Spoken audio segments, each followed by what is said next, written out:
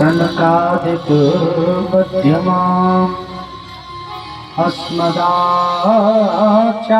पर्यन्ताम् वन्दे गुरु परम्पराम्। गंगाधर नमस्तुभ्यं वसुध्वज नमोस्तुते। आशुतोष नमस्तुभ्यं भूयो भूयो नमाम्यहम्। आइए हनुमंत विराजिए कथा कहूँ मति अनुसार। आय सुआसन लीजिए राजीव पवन कुमार। अतुलित बलिधाम हेम शैलाभदेहम् धनुजीवन कृशानं ज्ञानी नामात्रमण्डम्। सकल गुण निधानं वानराणामधीशम् रघुपति प्रिय भक्तम बात जातम नमामि। जय जय श्री राधा रमण जय जय नवल किशोर जय गोपी चुटचोर प्रभु जय जय माखन चोर। एक घड़ी आदि में पुण्याद तुलसी संगत साधु की हरहु कोट अपराध। सिया राम में सब जग जान करहु प्रणाम चोर जुग पार। बोलो सद्गुरुदेव भगवान की जय हो। श्री शिव महापुराण की जय हो। श्याम कुंड बाबा की जय हो। अपने अपने माता पिता की जय हो। स्थान देवता की जय हो। शंकर भगवान की जय हो। शालिग्राम भगवान की जय हो। आज के आनंद की जय हो। सभी मन और वाणी को पवित्र करने के लिए भगवान नाम स्मरण करेंगे, क्योंकि कली काल में उत्कृष्ट यदि मुक्ति का कोई साधन है तो वो भगवान नाम स्मरण है। सब बड़े भाव के साथ मधुर मधुर तालियों का साथ देते हुए प्रभाव से भगवान श्री हरि शंकर भगवान का स्मरण करते हुए आज के प्रथम दिवस के सत्र को हम आप सब लोग मिलकर के प्रारंभ करें। सबका मन एकाग्रचित्त होकर के भगवान शिव का स्मरण करेंगे। नमः शिवाय ओम नमः शिवाय हर हर भोले नमः शिवाय। नमः शिवाय ओम नमः शिवाय हरे हरे भोले नमः शिवाय। नमः शिवाय ओम नमः शिवाय हरे हरे भोले नमः शिवाय। नमः शिवाय ओम नमः शिवाय हरे हरे भोले नमः शिवाय। नमः शिवाय ओम नमः शिवाय हरे हरे भोले नमः शिवाय। नमः शिवाय ओम नमः शिवाय हरे हरे भोले नमः शिवाय। नमः शिवाय ओम नमः शिवाय हरे हरे भोले नमः शिवाय। नमः शिवाय ओम नमः शिवाय हरे हरे भोले नमः शिवाय। सभी बोलेंगे एक मिनट तालियों से सेवा करते हुए।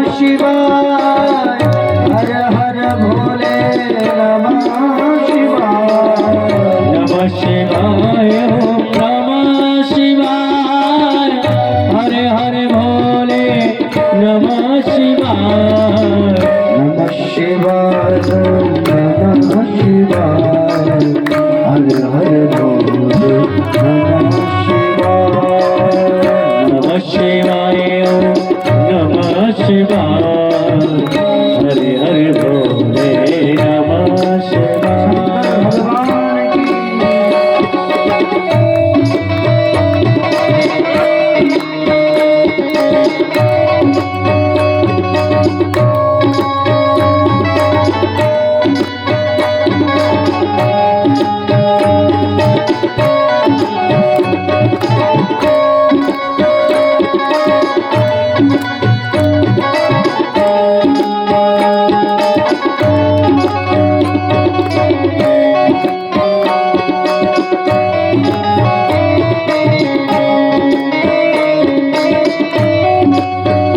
भगवान शिव का प्रिय नाम मानकोश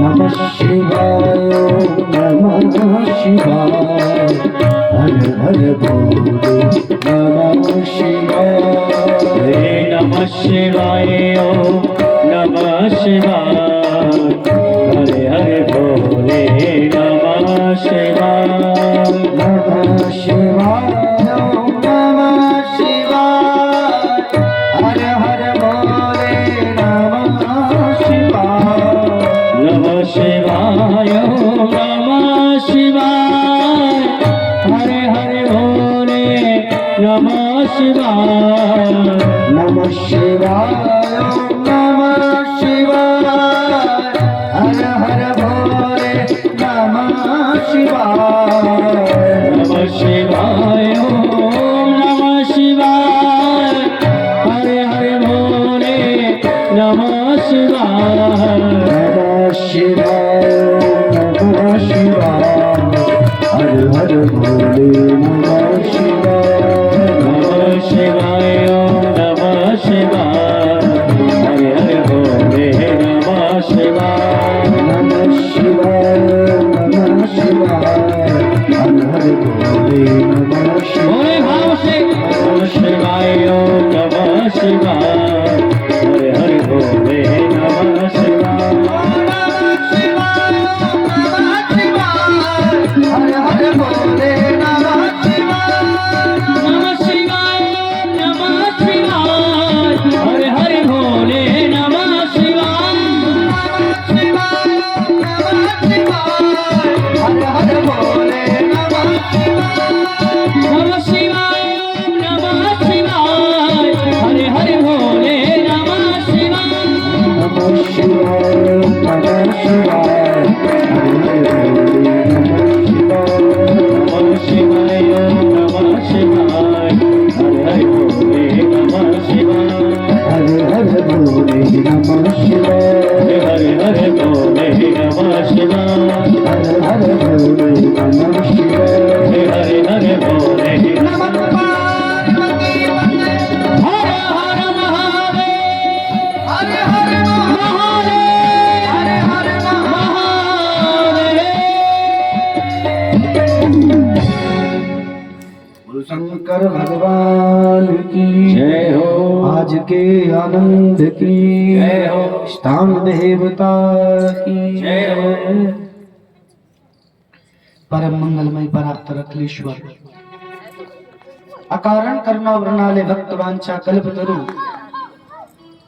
अहेतु की कृपा करने वाले भूत भावन शिव जो अपने भक्तों पर पल भर में प्रसन्न हो जाते क्षणे रुष्टा क्षणे तुष्टा रुष्टा तुष्टा क्षणे क्षणे जो पल भर में प्रसन्न हो जाते हैं पल भर में रुष्ट हो जाते हैं ऐसे भूत भावन भगवान शिव की पावन कथा हम आप सब लोग यहाँ श्रवण करने के लिए पधारे समस्त श्रोताओं के हृदयस्थ विराजमान श्री श्याम बिहारी सरकार भूत भावन बाबा भोलेनाथ एवं शालिग्राम भगवान के श्री चरणों में कोटि कोटि नमन बंदन प्रणाम और गोविंद भारद्वाज की ओर से आप सब के लिए प्यार भरा राधे राधे राधे राधे।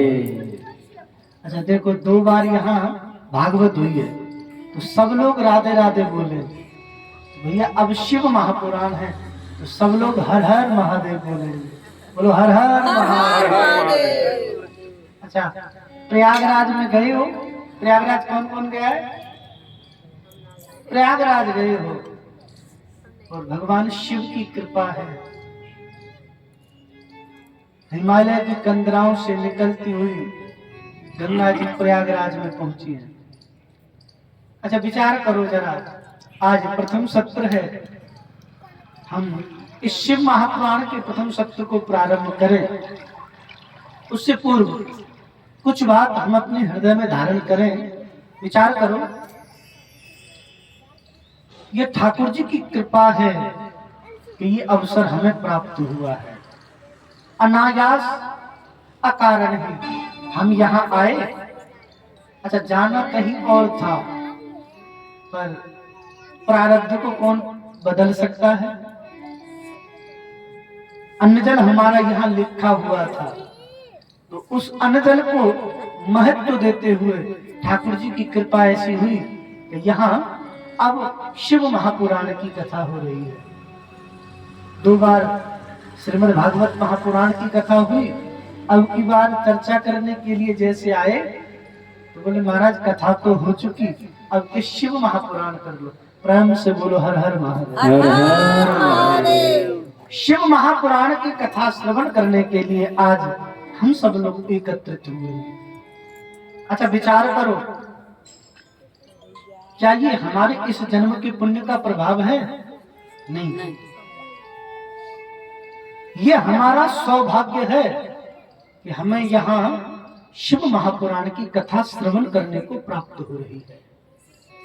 भाग्य उदेन बहुजन्मो समर्जितेन सत्संगमं च लभते पुरुषो यदा वे अज्ञान हेतु कृत्य मोह मदांधकार नाशम विदाय ही तदो दयते विवेक। भाग्य उदयन बहुजन्म, एक नहीं कई जन्मों के जब पुण्य उदय होते हैं तब ये अवसर मिलते हैं। कौन से? सत्संगमन चलते पुरुषो यदा। सत्संग सहज नहीं है,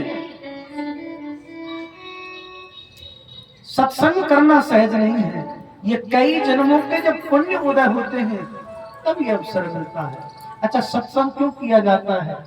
अज्ञान हेतु कृत्य मोह मदांधकार नाशम। काम क्रोध लोभ मोह ईर्षा द्वेष, ये जो विकार हैं, इन विकारों को दूर करने के लिए सत्संग किया जाता है। और जब ये विकार दूर होते हैं तो विदाय ही तदो दयते विवेक। जब ये विकार दूर हो जाएंगे तो विवेक की प्राप्ति होगी। प्रेम से बोलो हर हर महादेव। अच्छा, विवेकवान कौन है बताए? यहाँ कथा श्रवण करने के लिए आए, क्या हम लोग विवेकवान हैं? नहीं। क्यों? कथा श्रवण करने के लिए आए, ये हमारा भाग्य तो है, पर मन कथा में नहीं है तो हम विवेकवान नहीं है। क्यों? शरीर से यहाँ बैठे थे, मन बच्चों में अटका हुआ है। अरे घर पर बेटा को सोता हुआ छोड़ के आई, मन बच्चों में अटका है, मन नहीं। जहां मन नहीं है फिर विवेक की प्राप्ति नहीं हो सकती। विवेकवान वो है। अच्छा, ये मनुष्य तन पाकर के भी विवेक की प्राप्ति नहीं हुई तो भी बेकार है। दुर्लभो मानुषो देहो देही नाम क्षण भंगुर। ये मनुष्य तन बड़ा दुर्लभ है, और दुर्लभ मनुष्य तन को पाकर के भी परमात्मा की प्राप्ति के लिए कोई प्रयत्न नहीं किया तो सब बेकार है। क्षण भंगुर जीवन की कलिका कल प्रात को जान खिली न खिली। मलियाग्र के सुच शीतल मंद सुगंध समीर चली न चली। कलिकाल कुठार लिए फिरता तन नम्र है चोट झिली न झिली। भजले हरि नाम हरि रसना फिर अंत समय पे हिली न हिली। कोई भरोसा नहीं है साहब। आज यहाँ कथा श्रवण करने के लिए बैठे या श्रवणाने के लिए बैठे, हम लोग सोच के बैठे हैं कल करेंगे। कल का तो दूर, पल का नहीं पता, फिर कल की चिंता क्यों? ये मनुष्य तन मिला है, भगवान का भजन करने के लिए मिला है। इसलिए इस मनुष्य तन की सार्थकता है हम आप सब लोग मिलकर के भगवान शिव के चरणों में अपने मन को लगाएं। आज हम आप सबका परम सौभाग्य हमें यहाँ कथा श्रवण करने को प्राप्त हो रही है। 2 बार भागवत सुनने का अवसर मिला, अब की बार शिव महापुराण। अच्छा, मैंने सुना जब मैं यहाँ आया, बोले महाराज 2 बार और कथा हो चुकी है। देखो, कोई क्या कर रहा है उससे मतलब मत रखो, कोई कैसे कर रहा है, किसके मन में क्या भाव है, उसके भाव से मतलब नहीं, आप अपना भाव उत्कृष्ट रखो। अच्छा, एक चीज और मैं आपसे निवेदन करूं, वैसे पहला दिन है, मैं आपसे 50 बार कहूंगा, आप वही दोगे जो आपने निर्धारित कर रखा है। गलत तो नहीं? मैं आपसे 50 बार कहूं कि आप ये दो, आप ये दो, आप ये दो, आप वही दोगे जो आपके मन में है, तो फिर मांगने की जरूरत क्या है? बिन मांगे मोती मिले, मांगे मिले ना। जो मेरे भाग्य का होगा ना, वो तो साहब आपसे राजी राजी जबरदस्ती लेके जाएंगे। पर मांगने से मैं समझता हूं व्यक्ति का मान घट जाता है। मांगत मांगत मान घटे, प्रीत घटे नित के घर जाए। मांगने से मान घटता है, और बार बार हम यदि किसी के घर जाते हैं तो प्रेम कम होता है। इसलिए मेरा निवेदन है, कभी कोई भी आए उसके भाव से मतलब नहीं, आप अपना भाव उत्कृष्ट रखो। जिन भगवान शिव की कथा श्रवण करने के लिए आए हैं ना, विदधे शंभु पुराणाक्षम सुधाघ्रसम, जिनकी हम कथा श्रवण करने के लिए आए, जिस पुराण की कथा श्रवण कर रहे हैं, ये पावन पुराण है शिव महापुराण। अच्छा, ऐसे समझो जरा, भगवान शिव ने अपने भक्तों का उद्धार करने के लिए शिव महापुराण की स्वयं रचना की है। जैसे भागवत में लिखा है ना, भागवत रस का सागर है, निगम कल्प तरोर गलितम फलम सुख मुखाद मृत द्रव संयुतम पिबत भागवतम रसमालयम मुहुरो रसिका भुव भावुक। अरे ओ रसिको, अरे ओ भावुको, आओ इस रस का पान करो। ऐसे शिव महापुराण में इस रस का पान करने वाला, जैसे अमृत को पान करने वाला व्यक्ति अमृत तत्व को प्राप्त कर लेता है, और जो शिव महापुराण की कथा जीवन में एक बार सुन लेता है, वो महाराज इस संसार के बंधन से मुक्त हो मुक्ति को प्राप्त कर लेता है। प्रेम से बोलो हर हर महादेव। ये शिव महापुराण कोई साधारण तत्व नहीं है। बोले तो क्या है? वेदांत सार सर्वस्वम पुराणम श्राव या सुना। जिन शिव महापुराण की कथा श्रवण करने के लिए आए, ये वेदों का सार तत्व है। अच्छा, ऐसे समझो, एक व्यक्ति ने एक पेड़ लगाया और पेड़ की जड़ में जल डालता रहा। समय व्यतीत हुआ, पेड़ बड़ा हो गया, फल लगने लगे।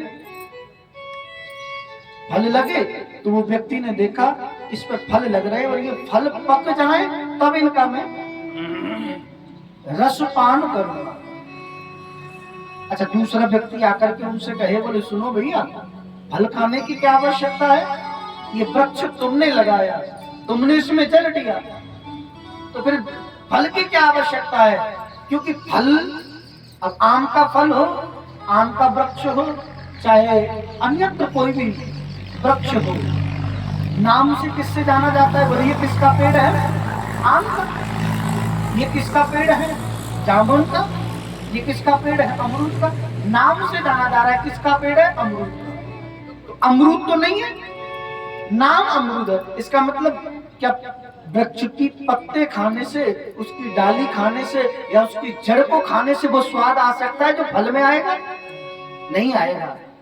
जो फल खाने में स्वाद आएगा वो फल का अलग स्वाद है, पत्तों का अलग स्वाद है, डाली टहनी का अलग स्वाद है, जड़ का अलग स्वाद है। ऐसे ही श्रीमद् भागवत कथा श्रवण करने का अलग स्वाद है, शिव महापुराण श्रवण करने का अलग स्वाद है, देवी भागवत श्रवण करने का अलग स्वाद है। सबका अपना अपना स्वाद है। अब ये स्वाद हमें शिव महापुराण के रूप में मिला है, इसे पान कैसे करें?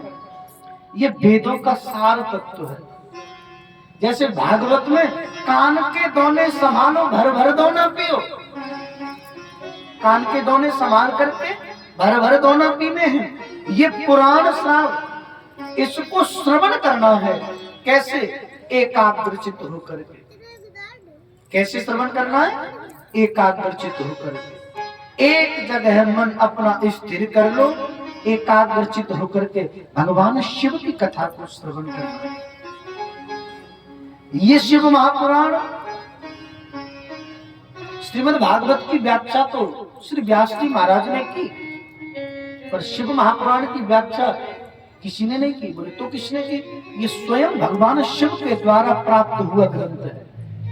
निर्मितम तच्चैनैव तत्र धर्म प्रतिष्ठित। जन कल्याण के लिए भगवान शिव ने स्वतः ही इस ग्रंथ की रचना की। अच्छा, ये ऐसा ग्रंथ है जिसकी रचना स्वयं भगवान शिव ने की है और इसकी उपयोगिता साबित करने की आवश्यकता नहीं पड़ती। क्यों? क्योंकि ये स्वतः भगवान शिव के द्वारा प्राप्त हुआ ग्रंथ है। जो धर्म को जानने के साधक हैं, जो धर्म को जानने के जिज्ञासु हैं, जिनके मन में धर्म को जानने की जिज्ञासा है, उनके लिए उत्कृष्ट साधन है शिव महापुराण। धर्मं जिज्ञासमानानां पुराण परमो मतः। इस ग्रंथ के मूल तत्व में धर्म की व्याख्या की गई है। जो धर्म को जानना चाहते हैं उनके लिए उत्कृष्ट साधन यदि कोई है तो वो शिव महापुराण है। पुराणज्ञ सर्ववेत्ता ब्रह्मा विष्णु हरो गुरु। जो शिव महापुराण के साधक हैं, जो शिव महापुराण के साधक हैं, उनको भगवान ब्रह्मा, श्री नारायण और गुरु की समकक्ष रखा गया है। जो भगवान शिव के शिव महापुराण के साधक हैं, उनको ब्रह्मा जी, नारायण भगवान और गुरु के समकक्ष रखा, माने समान भाव में रखा गया है। जो शिव महापुराण के साधक हैं, इस शिव महापुराण की उपयोगिता सिद्ध करने की आवश्यकता नहीं, क्योंकि ये भगवान शिव के द्वारा प्राप्त है। और भगवान शिव की महिमा में तो गोस्वामी तुलसीदास बाबा ने रामचरितमानस में वर्णन किया है। भवानी शंकरौ वंदे श्रद्धा विश्वास रूपिणो याभ्यां विना न पश्यन्ति सिद्धा स्वान्तस्तमीश्वर। भवानी शंकरो वंदे श्रद्धा विश्वास रूपिणो। भगवान शिव और माता पार्वती को श्रद्धा और विश्वास स्वरूप मान करके गोस्वामी तुलसीदास बाबा ने रामचरितमानस में बड़ा सुंदर वर्णन किया है। अच्छा, विचार करो, मैं आपसे एक बात पूछूं। रामचरितमानस में गोस्वामी तुलसीदास बाबा कहते हैं भगवान शिव श्रद्धा और विश्वास के स्वरूप, माता पार्वती श्रद्धा विश्वास के स्वरूप है। अच्छा, एक बात मैं आपसे निवेदन करना चाहता हूं, इस संसार में सत्य क्या है और विश्वास किस पर किया जाए? सत्य स्वरूप कौन है, विश्वास स्वरूप किसे कहा गया है? आपको पता है सत्य क्या है इस संसार में?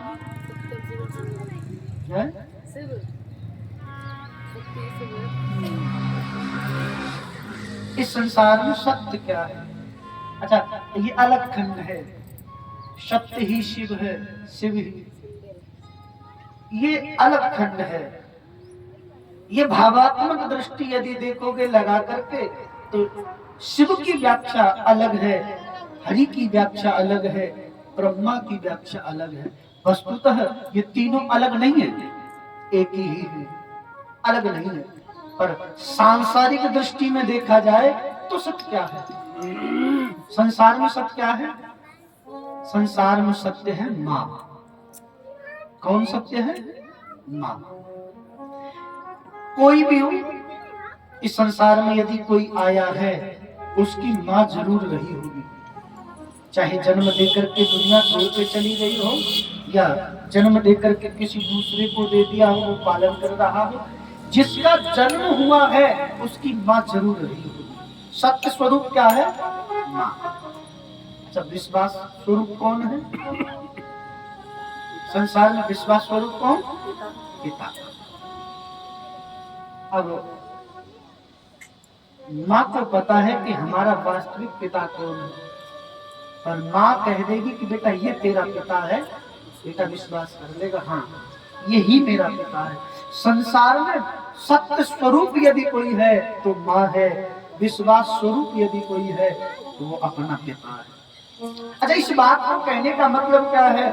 माँ को सत्य मान करके जो व्यक्ति माँ के चरणों की सेवा करते हैं और पिता के प्रति जो श्रद्धा रखते हैं, संसार की कोई वस्तु ऐसी नहीं जिसे व्यक्ति सहजता में प्राप्त न कर सके।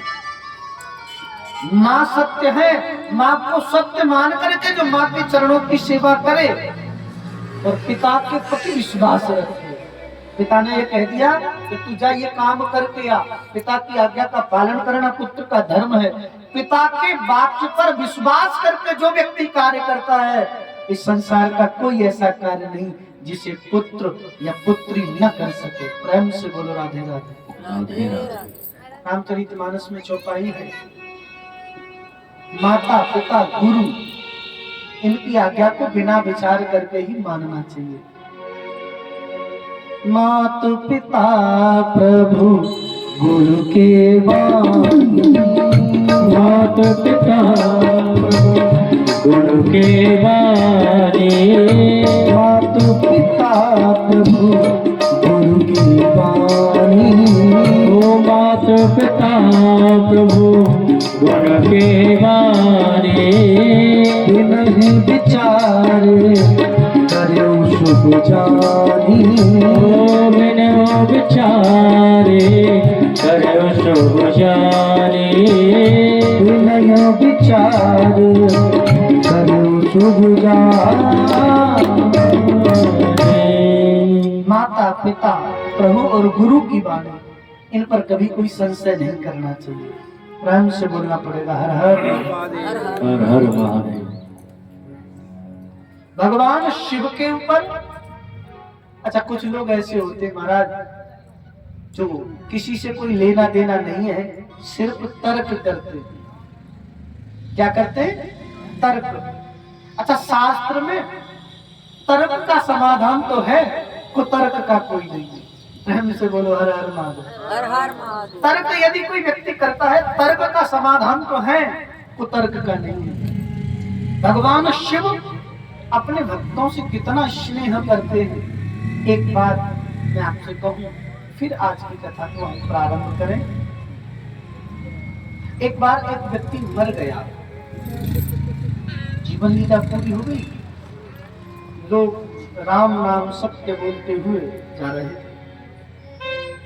भगवान शिव बड़े प्रसन्न हुए, देखो इसकी जीवन लीला पूर्ण हुई है, पर फिर भी इतने लोगों ने मिलकर के राम का नाम स्मरण किया है, क्यों ना ऐसे व्यक्ति से चल करके मिलना चाहिए। माता पार्वती जी पूछने लगी, कहाँ जा रहे हो प्रभु?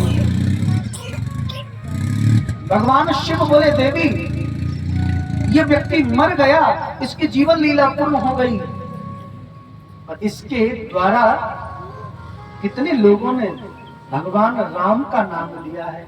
और जो राघवेंद्र सरकार का स्मरण करता है वो मेरा अत्यंत प्रिय होता है, मैं इससे मिलने के लिए जा रहा हूँ। भगवान शिव चले, इधर क्या हुआ, इन मृत्यु लोग के जीवों ने उस व्यक्ति के शव में आग लगा दी। आग लगा दी, व्यक्ति जलने लगा। भगवान शिव ने आकर के देखा, अरे ये व्यक्ति को तो जला दिया गया, अब मैं इससे मिलूंगा कैसे, मैं इससे मिल तो नहीं सकता। समय व्यतीत होने लगा। भगवान शिव विचार कर रहे हैं, जिसको निमित्त मान करके इतने लोगों ने राम का नाम लिया और मैं उससे मिलने के लिए आया हूं, मैं इससे मिल नहीं पाया, अब क्या करूं।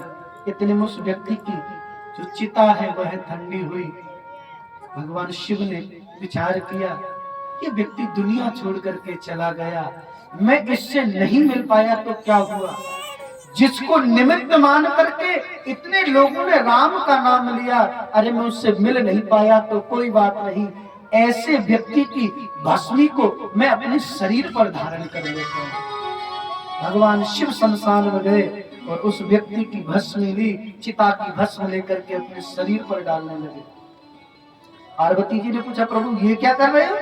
तब भगवान शिव ने कहा, देवी जिसको निमित्त मान करके इतने लोग राम का नाम ले, अरे उस व्यक्ति को मैं अपने शरीर पर धारण कर लेता हूँ, और जिस व्यक्ति की भस्म भगवान शिव ने धारण कर ली, इससे ज्यादा और क्या चाहिए। प्रेम से बोलो हर हर महादेव। अच्छा, कहीं पर लिखा होता है व्यक्ति मर तो जाता है, शमशान घाट पर लिखा हुआ देखा होगा, मंजिल तो तेरी यही थी, उम्र गवा दी यहाँ आते आते। हमारी आपकी सबकी मंजिल वही है। अच्छा, शमशान में जाने से लोग डरते बड़े। कोई कहता है महाराज मीठा खा के मत जाओ, कोई कहता है शमशान के आधे होके मत जाओ। मेरे भाई बहन, सबसे शुद्ध यदि जगह संसार की कोई है तो वो शमशान है। सबसे शुद्ध जगह यदि कोई है तो वो शमशान है। इस संसार की आज नहीं तो कल सबको शमशान में जाना है, सबको जाना है। तो फिर भी लोगों के मन में शंका रहती है, क्या करें। एक दिन चले घूमने तो दिल में कुछ अरमान थे, एक तरफ जंगल ही जंगल, एक तरफ शमशान थे। अचानक पैर पड़ा हड्डी पर तो हड्डी के ये बयान थे, ए चलने वाले जला संभल के चल, हम भी कभी इंसान। शमशान में जो लोग चले गए ना, वह भी यदि हम अचानक किसी हड्डी पे पैर पड़ गया तो वो भी कहते हैं तू आज अकड़ के चल रहा है ना, हम भी कभी इंसान थे। माने ये प्रतीत है, ये विश्वास रखना चाहिए, आया है सो जाएगा राजा रंग फकीर, एक सिंहासन चढ़ चला एक बंधा जंजीर। ये उम्र भैया कितना भी कर लो, कितना भी कुछ लगा लो, ये उम्र बचपन से लेकर के वृद्धावस्था तक धीरे धीरे करके चली गई। और सुनो, वृद्धावस्था ही नहीं, एक दिन ये आएगा, ये शरीर भी शमशान में जला दिया जाएगा। प्रेम से बोलो हर हर महादेव। तो इसलिए बड़ा सुंदर भाव गाया, आप भी कहेंगे। और चली जा रही है उम्र धीरे धीरे, चली जा रही है उम्र धीरे धीरे, चली जा रही है उम्र धीरे धीरे।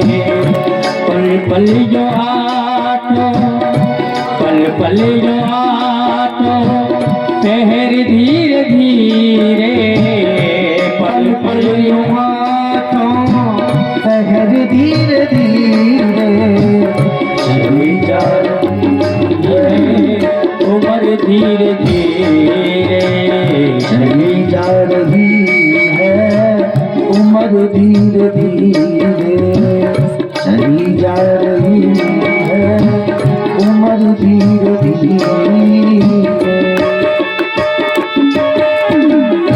शंकर भगवान की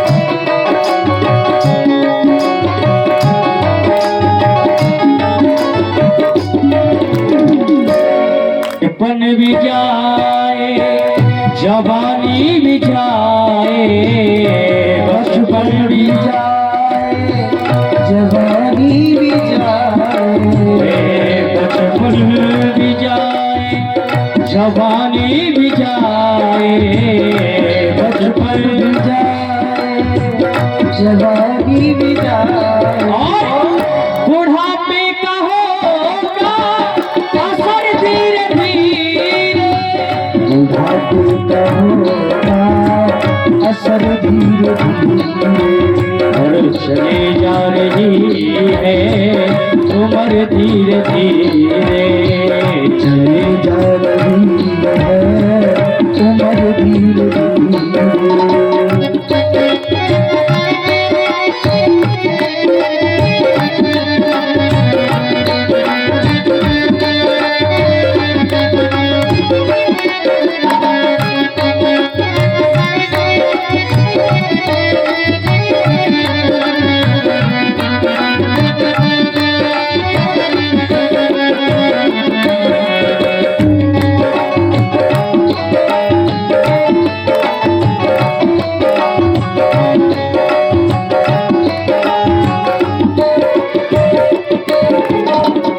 तेरे हाथ पाँव में पलना रहेगा, तेरे हाथ पाँव में पलना रहेगा, जब जवानी से बुढ़ापे की ओर जाते हैं, पैर काम करना छोड़ देते हैं, ऊंचा सुनाई देने लगता है, दिखाई नहीं देता है, तो कहा है संतों ने, तेरे हाथ पाँव में पलना रहेगा, तेरे हाथ पाँव में पलना रहेगा, और झुकेगी तुम्हारी कमर धीरे धीरे, झुकेगी तुम्हारी कमर धीरे धीरे, चले जा रही है उम्र धीरे धीरे, चली जा रही है उम्र धीरे धीरे।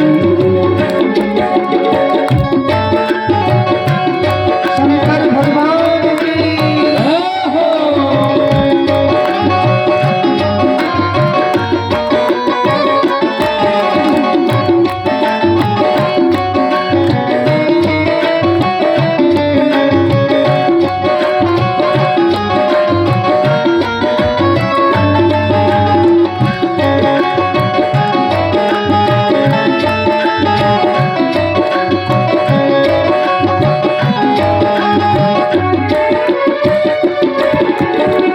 शीतल अंग होंगे एक दिन तुम्हारे, शीतल अंग होंगे एक दिल तुम्हारे, शीतल अंग होंगे एक दिन तुम्हारे, शीतल अंग होंगे एक दिल तुम्हारे, तेरे मन में होगी नजर धीरे धीरे, तेरे बंद होगी नजर धीरे धीरे, और चली जा रही है उम्र धीरे धीरे, चली जा रही है उम्र धीरे धीरे।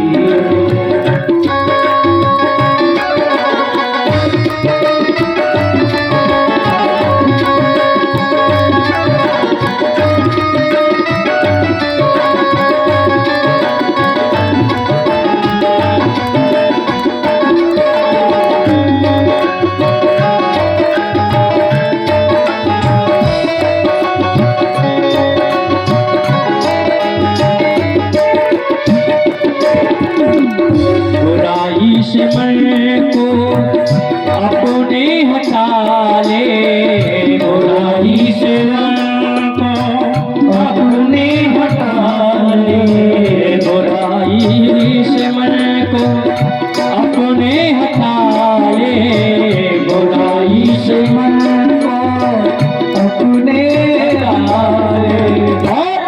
बड़े भाव से दोनों हाथ उठाकर कहेंगे, और सुधर जाएगा तेरा जीवन धीरे धीरे सुधर जाएगा ये जीवन धीरे धीरे। और चली जा रही है उम्र धीरे धीरे, चली जा रही है उम्र धीरे धीरे। पल पल जातो पहर धीरे धीरे, पल पल जातो पहर धीरे धीरे। चली जा रही है उम्र धीरे धीरे, चली जा रही है उम्र धीरे धीरे। चली जा रही है उम्र धीरे धीरे।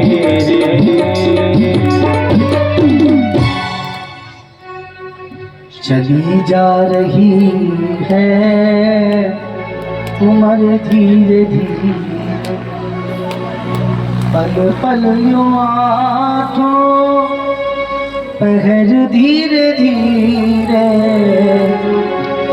पल पल यूं आठों पहर धीरे धीरे।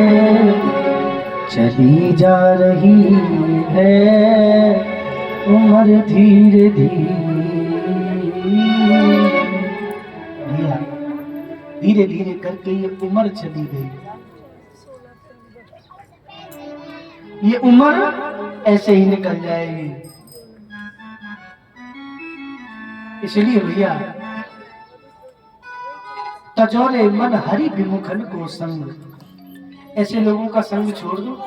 कैसे लोगों का? तजोरे मन हरि विमुखन को संग, जिनके संग कुमति मति उपजे पड़े भजन में भंग। जिनका संग करने से भजन भंग होता हो, ऐसे लोगों का संग छोड़ दो। कागे कहा कपूर चुबाए स्वान नवाए गंग, खर को कहा अर्घ डाले पर मरकट भूषण। कहा हो तो पैपान कराए विष्णु तजय भुजंग, सूर शाम कारी कामर पे चढ़े न दूजो। मन ऐसा एकाग्र कर लो भैया, ये धीरे धीरे करके उम्र चली जाएगी। नहीं नहीं, उम्र तो जा रही है, सबको जाना है। आया है सो जाएगा, राजा रंग फकीर। और भैया कहते ना, तू क्या लेकर के आया, क्या लेकर के जाएगा? मुट्ठी बांधे आया था, हाथ पसारे जाएगा? नहीं, व्यक्ति अपने साथ भाग्य लेकर के आता है, कर्म लेकर के जाता है। जो जैसा करेगा उसको उसी के अनुरूप फल मिलेगा। कर्तव्यम सुभोक्तव्यम कृतम कर्म शुभाशुभम। जो जैसा करेगा वैसा उसे भरना पड़ेगा। प्रेम से बोलो राधे राधे। राधे राधे।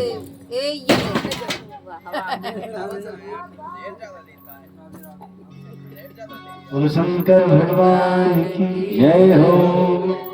जैसे आज हम आप सब लोग यहाँ एकत्रित हुए हैं ना, ऐसे ही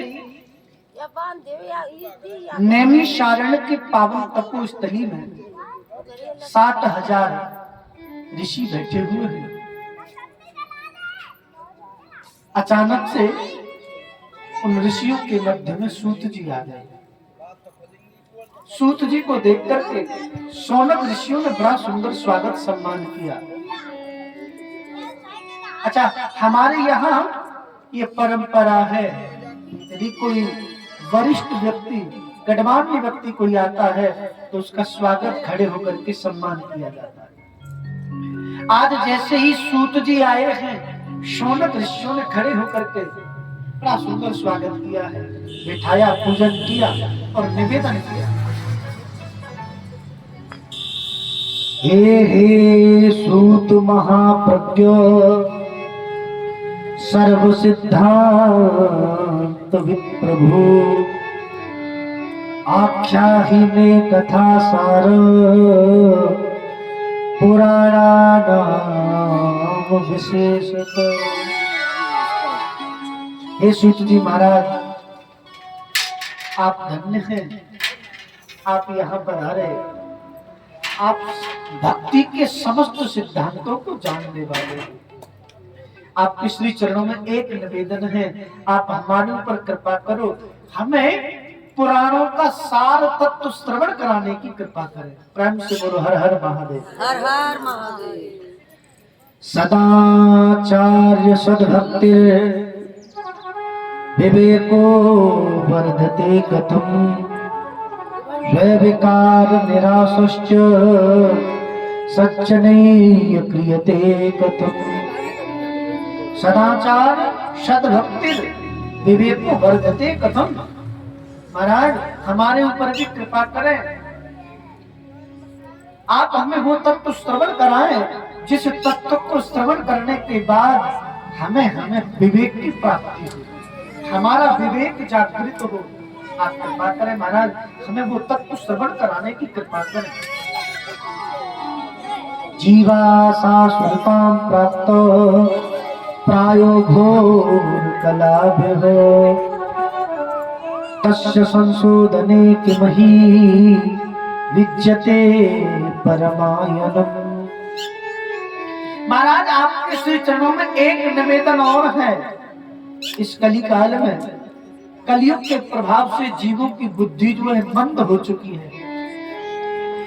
इन मंद हुई बुद्धि वालों का कल्याण कैसे हो? प्रेम से बोलो हर हर महादेव। हर हर महादेव। जिनकी बुद्धि मंद है ऐसे व्यक्तियों का कल्याण कैसे हो? हम पर कृपा करें, हमें अवगत कराएं कि मत्र बहुमुक्तेन नास्तिक्यं दुःखकारकं यथा यशु निवर्तेत तथा कथय मारुत। महाराज ये जो नास्तिक लोग हैं ना अपने माता पिता को मानते, ना धर्म को मानते, ना शास्त्र को मानते, ना नीति को मानते, ऐसे नास्तिक लोगों का कल्याण कैसे हो? आप हमारे ऊपर कृपा करें, हमें ये अवगत कराने की कृपा करें। जब ये प्रश्न शौनक ने सूत जी से किए, सूत जी बड़े प्रसन्न हुए और शौनक ऋषियों से सूत जी बोले, हे ऋषियों आपके लिए धन्य है। क्यों? सब कुछ जानते हुए भी भगवान की कथा श्रवण करने के लिए तुम्हारे मन में इतने विचार हैं, आप सब धन्य हैं। धन्यस्त्वं मुनिसारधूल श्रवण प्रीति लालस अतो विचार्य सुधया वचनी शास्त्रम महोत्तम। समस्त शास्त्रों के सार को जानने वाले हो और फिर भी मन में विचार है कि हमें वो कथा श्रवण करने के लिए मिले जिससे कि जन जन का कल्याण हो। संसार में आए हुए लोगों को कल्याण इनका कैसे हो, ये मन में विचार है। और जन कल्याण का विचार यदि किसी के हृदय में होता है वह धन्य होता है। प्रेम से बोलो हर हर महादेव। हर हर महादेव। सर्व सिद्धांत निष्पन्नम भक्त्यादिक विवर्धनम शिवतोषकरं दिव्यम शृणु वत्स रसायनम। तब सूत जी कहते हैं, ऋषियों सर्व सिद्धांत निष्पन्नम भक्त्यादिक विवर्धनम, जो समस्त सिद्धांतों को एवं भक्ति को बढ़ाने वाला है, समस्त सिद्धांतों का सार है और जो भक्ति को बढ़ाने वाला है, ज्ञान वैराग्य की प्राप्ति कराने वाला है, ऐसा कोई तत्व यदि है तो वो भगवान शिव की कथा है। जो व्यक्ति भगवान शिव की कथा श्रवण करता है उस व्यक्ति को भक्ति के समस्त सिद्धांत का पता चल जाता है, ज्ञान वैराग्य की प्राप्ति होती है और विवेक की प्राप्ति होती है। विवेक की प्राप्ति किससे होती है? प्रेम से बोलो हर हर महादेव। भगवान शिव की कथा श्रवण करने वाले व्यक्ति को विवेक की प्राप्ति हो जाती है। बोलो हर हर महादेव। आज शौनक ऋषि कहते हैं सूत जी से, हे सूत जी आपकी हमारे ऊपर बड़ी कृपा होगी, आप हमें वो तत्व सार तत्व श्रवण कराने की कृपा करें, जिसे श्रवण करके व्यक्ति विवेकवान होता है। हमने कहा था कि आज 5 सूत्रों पे चर्चा करेंगे। पहला सूत्र कौन सा है? व्यक्ति विवेकवान कैसे होता है। अब पता चल गया कैसे होता है। जिसने शिव महापुराण की कथा श्रवण कर ली, उस व्यक्ति को विवेक की प्राप्ति हो जाती है। अन्यो न दृष्टो सुखदो हि मार्ग, पुराण मार्गो हि सदा वरिष्ठ, शास्त्रं विना सर्वमिदं न भाति, सूर्येण हीना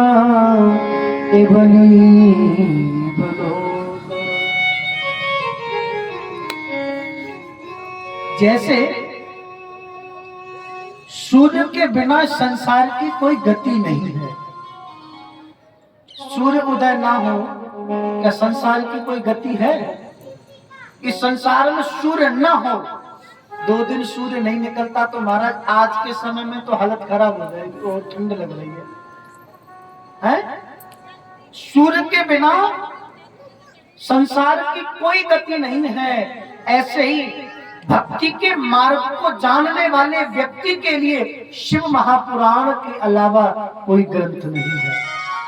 जो भक्ति के मार्ग को जानने वाले हैं, उनके लिए शिव महापुराण उत्कृष्ट साधन है। जो भक्ति के मार्ग को जानने की इच्छा रखते हैं, उन्हें शिव महापुराण की कथा अवश्य श्रवण करनी चाहिए। अच्छा महाराज, एक बात हमें बताएं, कथा श्रवण करने से भक्तों का कल्याण तो होता ही है। यदि वो कथा ना भी सुने, क्योंकि वो भगवान के भक्त हैं, स्मरण करते हैं, कीर्तन करते हैं, सत्संग करते हैं, क्या कभी अधम व्यक्ति का भी कल्याण हुआ है? कथा श्रवण करने से कभी अधम व्यक्ति भी तरा है? बोले हाँ हाँ तरे हैं। भागवत में गौकर्ण उपाख्यान है महाराज, यहाँ भी एक उपाख्यान कह करके सुनाया है। काल व्याल महात्रास विध्वंसकरमुत्तमं, शैवं पुराण परमं, शिवेनोक्तेन परम मुनि। हे मुनि श्रेष्ठ, जिसने अपने जीवन में कभी कोई सत्कर्म नहीं किया। अच्छा, भागवत में भी कहा गया, ये मानवा पाप प्रतस्तु सर्वदा सदा दुराचार विमार्गदा, क्रोधाग्निग्ध कुटिलस्य कामिन सप्ताह यज्ञेन कलो पुनन्तिते। जिसने जीवन में कभी कोई सत्कर्म नहीं किया, ऐसा व्यक्ति भी कथा श्रवण कर ले, उसका उद्धार हो जाएगा। और यूं समझ लो, वो मर गया, प्रेत भी बन गया, उसका भी उद्धार हो जाता है। धुंधकारी की कथा श्रवण की। यहाँ शिव महापुराण को कहते हैं, ऐसे व्यक्ति का कभी कोई कल्याण हुआ है?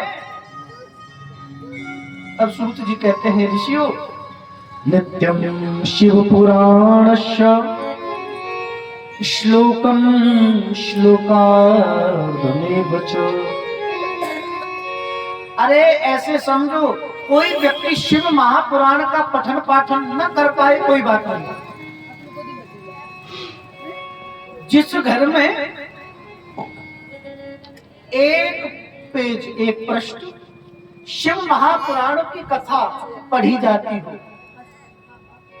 एक पृष्ठ भी छोड़ो, जिस घर में नित्य प्रति एक श्लोक का पाठ किया जाता हो, एक श्लोक भी छोड़ो, श्लोक के 4 चरण होते हैं, एक श्लोक के आधे श्लोक का भी पाठ किया जाता हो, 2 चरण भी छोड़ो, एक श्लोक के आधे में से भी आधा यदि कोई पाठ करता है, तो वो व्यक्ति संसार के समस्त सुख भोग करके अंत में मोक्ष को प्राप्त कर लेता है। प्रेम से बोलो हर हर महादेव। हर हर महादेव। गोस्वामी तुलसीदास बाबा भी कहते हैं, एक घड़ी आदि में पुण्यात। जितना हो भैया, 2.5 मिनट भगवान के लिए जिसने निकाल लिए, उसका कल्याण हो जाएगा। और जो व्यक्ति भगवान के लिए 2.5 मिनट निकाल लेता है, उसको इस संसार रूपी भवसागर से पार होने से कोई नहीं रोक सकता। क्यों? पुनरपि जननम पुनरपि मरणम, पुनरपि जननम पुनरपि मरणम, पुनरपि जननम पुनरपि मरणम, पुनरपि जननम पुनरपि मरणम, पुनरपि जननी जठरे शयनम, पुनरपि जननी जठरे शयनम, भज गोविंदम भज गोविंदम, भज गोविंदम भज गोविंदम, गोविंदम भज मूढ़मती, गोविंदम भज मूढ़मती, गोविंदम भज मूढ़मती।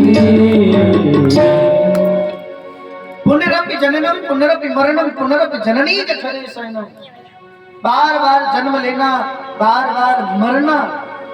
भैया इस संसार के कुचक्र से जो व्यक्ति भगवान का भजन करता है वह छूट जाता है। प्रेम से बोलो हर हर महादेव। हर हर महादेव। अच्छा, उसके लिए उत्कृष्ट साधन क्या है? अच्छा, माताओं के लिए तो महाराज इस कलिकाल में सबसे उत्कृष्ट साधन है। क्या करें? जिम्मेवारी है, घर का काम तो संभालना ही है। घर में रह रही है, रोटी भी बनानी है, बच्चे का भी ख्याल रखना है, झाड़ू पोछा आदि घर का कार्य भी करना है, और पति देव जा रहे हैं तो उनकी भी देखभाल करनी है।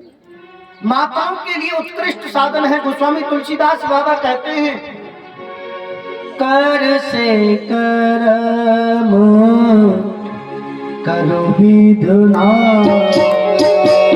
कर से करम करो विघ्नाना, कर से करम करो विधुना,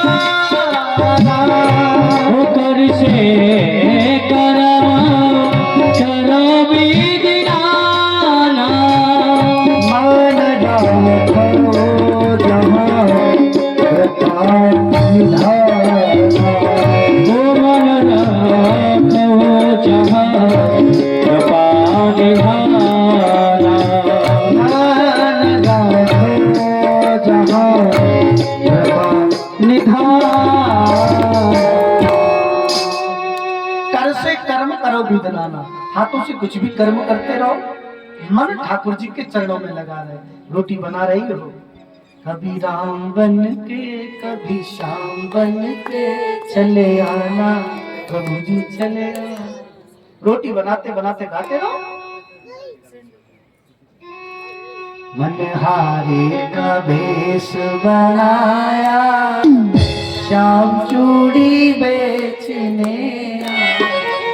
कोई भी गाओ, मन से भगवान का भजन करते रहो, मन ठाकुर जी के चरणों में लगा रहे। अच्छा सुनो, यदि ठाकुर जी के निमित्त किया गया कार्य और ठाकुर जी को समर्पित कर दिया जाता है तो भैया वो कर्म कर्म नहीं रहता, वो भक्ति बन जाता है। पति देव को पराठे पसंद है, पूरी पकौड़ी पसंद है, तुम पति को प्रसन्न करने के लिए पूरी बना रही हो तो ये कर्म कर रही हो। घर में पूरी इसलिए बन रही है कि महाराज घर में पूरी बनेंगी, ठाकुर जी का भोग लगेगा। हमारे ब्रज में तो कह देते हैं भैया, घर के खीर खावे देवता भलो माना। आया समझ में? देवता खाने के लिए तो नहीं आ रहे, क्योंकि वो तो भाव देखते हैं।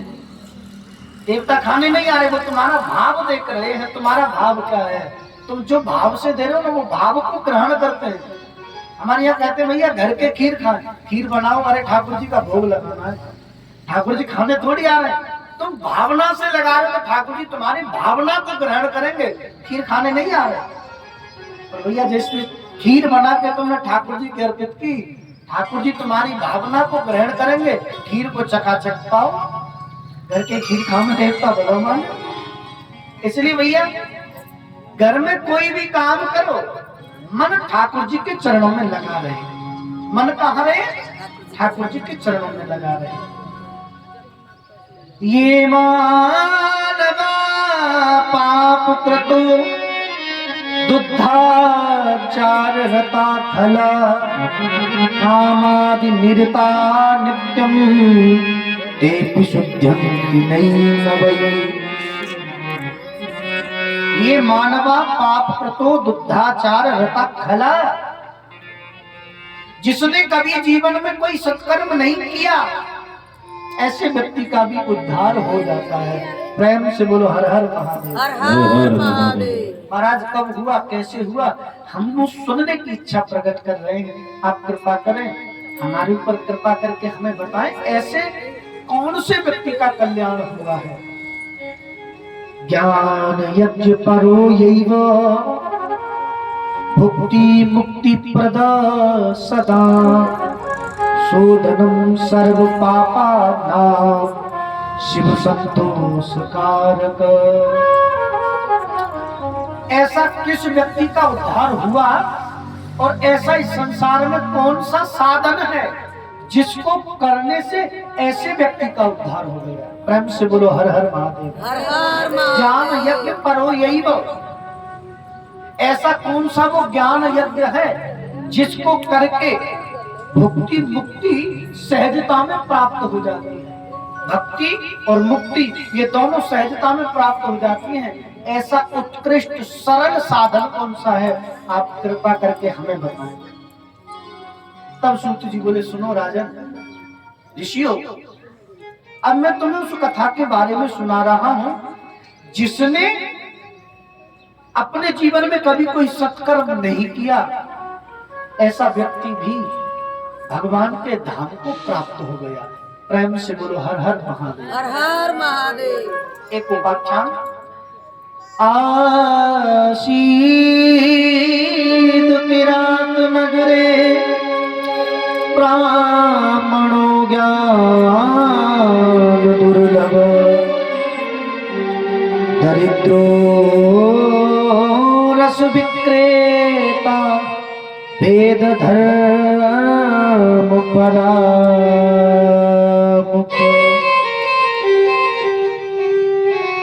आसीद किरात नगर, किरात नगर में एक ब्राह्मण रहता था। किरात नगर में एक ब्राह्मण रहता था। ब्राह्मण का नाम है देवराज। क्या नाम है? देवराज। देवराज। अच्छा, इसका कर्म क्या है? दरिद्रो रस विक्रेता, ये रस बेचने का काम करता। क्या करता? रस विक्रेता। वेद धर्म परामुख, वेद धर्म से ये बिल्कुल अलग रहने वाला है। धर्म शास्त्र से कोई मतलब, नाम का ब्राह्मण है, कर्म ब्राह्मणों जैसे नहीं है। अच्छा, संध्या स्नान परिभ्रष्टो वैश्यवृत्ति परायण देवराज इति ख्यातो विवस्वत जनवंचक।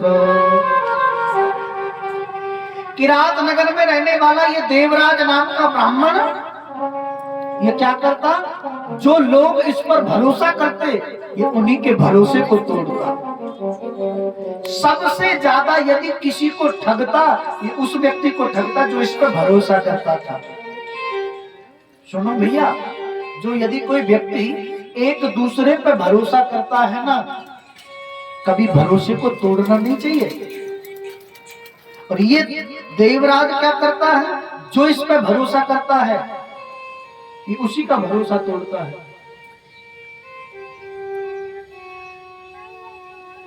व्यक्ति का धन वो उत्कृष्ट है जिस धन से धर्म किया जाए। धनात धर्म ततः सुखम। जो व्यक्ति धन कमा करके धर्म करे, उससे सुख की जो प्राप्ति होती है। महाराज, धन कमा लेना कोई बड़ी बात नहीं है। धन कमा करके धन का उपयोग कहाँ किया ये मायने रखता है। अच्छा, मैं हर जगह हर कथा में एक बात तो जरूर बोलता हूँ, आपने कैसे कमाया ये मायने नहीं रखता, आपने कितना कमाया है। व्यक्ति अपने लिए, अपने परिवार के लिए, भरण पोषण के लिए लाखों करोड़ों कमाते हैं, आपने कितना कमाया ये मायने नहीं रखता, आपने कैसे कमाया ये मायने रखता है। आपने अपने लिए घर मकान बनवाया, कोई बड़ी बात नहीं, सब चिड़िया पशु पक्षी भी बनाते हैं। आपने अपना घर मकान बनाया ये मायने नहीं रखता, आपके द्वारा कमाए हुए धन में से किसी गरीब के मकान में, किसी हॉस्पिटल में, किसी गौशाला में, किसी मंदिर में आपके नाम के धन की कितनी ईंटें लगी हैं ये मायने रखता है। आपने अपनी बेटी बेटा के विवाह में लाखों करोड़ों खर्च कर दिए, सब करते ये मायने नहीं रखता, किसी गरीब की बेटी के विवाह में आपके द्वारा कितना धन खर्च किया गया है ये मायने रखता है। धन कमा लेना कोई सार्थकता नहीं है, धन का उपयोग कैसे करना है ये जरूर महत्वपूर्ण है। व्यक्ति को धर्म करते रहना चाहिए और सत्य का आचरण करना चाहिए। धन भी कैसा हो, धर्म का धन हो, सत्य से कमाया हुआ धन हो।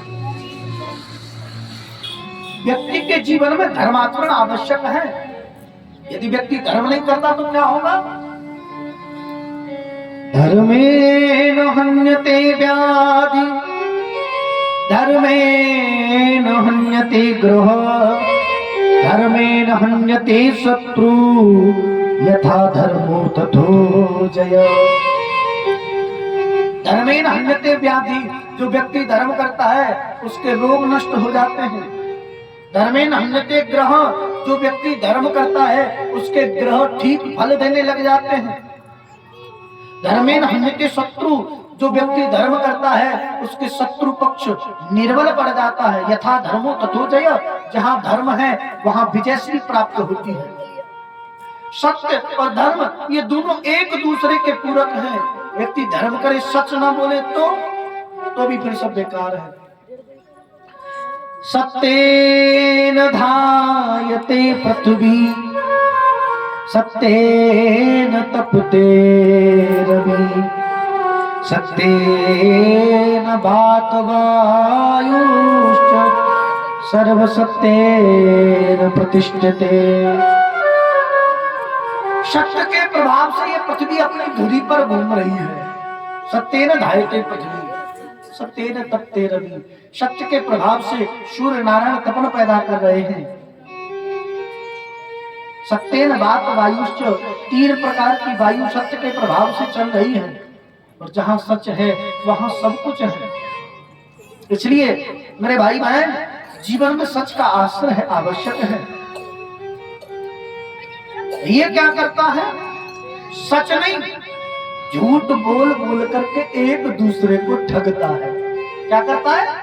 ठगता है। जो लोग झूठ बोलते हैं, चोरी करते हैं, जो भरोसा करता है उसी को लूटते हैं ना भैया। ऐसे लोग रौरव नरक में जाते हैं। कहा जाते हैं? रौरव नरक में। ये ब्राह्मण है, कर्म ब्राह्मण के नहीं है। एक दिन क्या हुआ, इस व्यक्ति ने सारी मर्यादाओं को नष्ट कर दिया। वैश्याम शोभावतीं नाम दृष्ट्वा तत्रापि विह्वल। ये व्यक्ति एक दूसरे को ठगता तो था ही, एक गणिका पे अपना मन दे बैठा, एक गणिका पर अपना मन दे बैठा। घर में परम सुंदरी पत्नी है, पत्नी ने समझाने का प्रयास किया, परिवारजनों ने समझाने का प्रयास किया कि ये ठीक नहीं है। तो जैसे ही समझाने का प्रयास किया, अरे महाराज, पत्नी को डांटने लगा, तू हमें शिक्षा दे रही है, तू हमें समझा रही है क्या? सुनो, ऐसा करने से भी ये धर्म विमुख मार्ग है। घर में पति परायणा है, पत्नी है, पत्नी के होते हुए पराई स्त्री के साथ रति करना ये धर्म विमुख है। आज महाराज इस व्यक्ति ने संसार की सारी मर्यादाओं का उल्लंघन किया। पत्नी ने समझाने का प्रयास किया। पत्नी ने जैसे ही समझाने का प्रयास किया तो पत्नी को डांट करके बोला, तू हमें शिक्षा दे रही है, मैंने जमाना घूम करके देखा। अच्छा, जो लोग व्यक्ति विषयों में आसक्त होते हैं ना, उनको समझाने का भी यदि प्रयास करो तो व्यक्ति की समझ में कुछ नहीं आता। क्यों? जो व्यक्ति काम वासना में आसक्त हैं, ऐसे व्यक्ति को कितनी भी आप लोग शिक्षा दे लो, उसकी समझ में कुछ नहीं आने वाला। क्यों? क्योंकि वो विषयों में आसक्त है। ध्यायतो विषयान् पुंसा संगस्ते सुपजायते संगत संजायते कामः कामात् क्रोधोऽभिजायते क्रोधाद् भवति सम्मोहात् सम्मोहात् स्मृति विभ्रमा स्मृति भिन्नसाद बुद्धिनाशो बुद्धिनाशात् प्रणश्यति। ध्यायतो विषयान् पुंसा, जैसे ही विषयों का ध्यान करने लगे महाराज, लोग सब कहते हैं भगवान के चरणों में मन लगाओ, और भगवान के चरणों में मन नहीं लगता, विषयों में मन जाता है। जैसे ही ध्यान विषयों में गया पाप शुरू हो जाएगा। ध्यायतो विषयान् पुंसा। और सुनो भैया, जैसे ही मन विषयों की ओर गया, यदि मन की इच्छा पूरी नहीं हुई तो क्रोध आएगा, और जैसे ही क्रोध आएगा, क्रोध में बुद्धि नष्ट हो जाती है, और जहां बुद्धि नष्ट हुई पता नहीं कब क्या कर बैठे, सब नष्ट हो जाएगा। जहां बुद्धि नष्ट वहां सब कुछ नष्ट। जो व्यक्ति कामासक्त होता है, उसे कितना भी समझाने का प्रयास कर लो, उसकी समझ में कभी कुछ नहीं आ सकता। एक दिन पत्नी ने समझाने का प्रयास किया, पत्नी और परिवार को उसने समाप्त कर दिया। पत्नी परिवार को समाप्त करके वो व्यक्ति शोभावती नाम की वेश्या के साथ रति करने लगा। महाराज, समय सबका आता है, धन की कमी होने लगी, संयोग से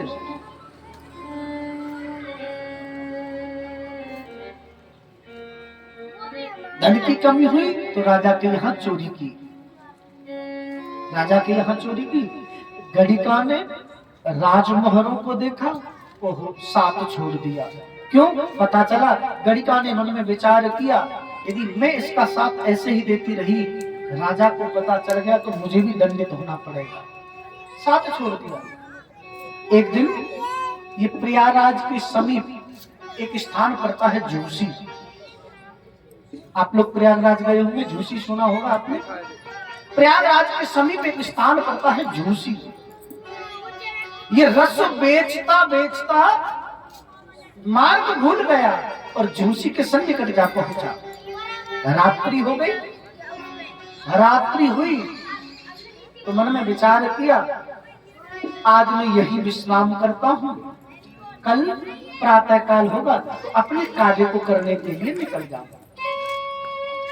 रात्रि हो गई, विश्राम करने के लिए जैसे चला, अच्छा उसका सौभाग्य इतना था, जिस समय वो झूसी पहुंचा उस श्रावण का महीना था।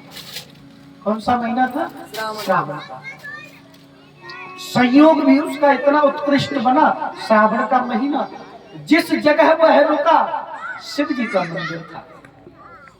शिव मंदिर में आकर के उसने अपना स्थान ग्रहण किया, रात्रि में विश्राम किया। भगवान शिव की ऐसी लीला हुई, उसके ज्वर हो गया, बुखार आ गया। क्या हुआ? ज्वर हो गया, बुखार हो गया।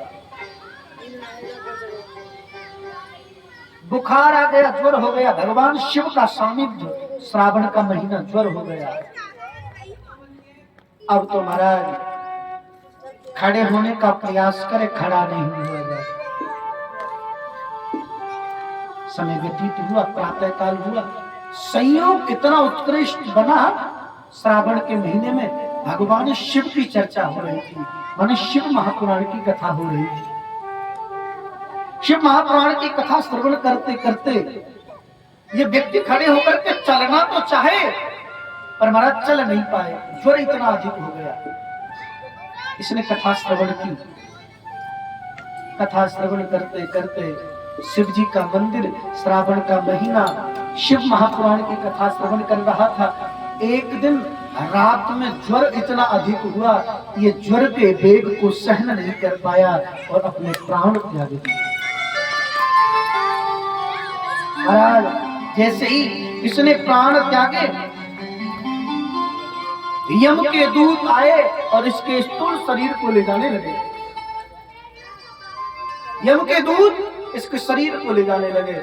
यमलोक में लेकर के जैसे ही पहुंचे, भगवान शिव के गण आए, यम के दूतों से इस देवराज नाम के ब्राह्मण को लिया और भगवान शिव के समीप ले जाकर के पहुंच गए। भगवान शिव के समीप जाकर के पहुंचे हैं। आज भगवान शिव के समीप में पहुंच करके प्रार्थना की है और बड़ी सुंदर स्तुति इस देवराज नाम के ब्राह्मण ने की है।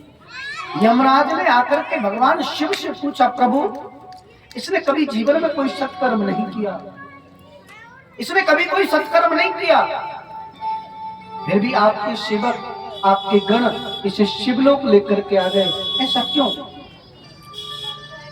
तब भगवान शिव ने कहा, यमराज तुम कहते हो इसने सत्कर्म नहीं किया, मैं कहता हूं इसके बराबर सत्कर्म किसी ने नहीं किया।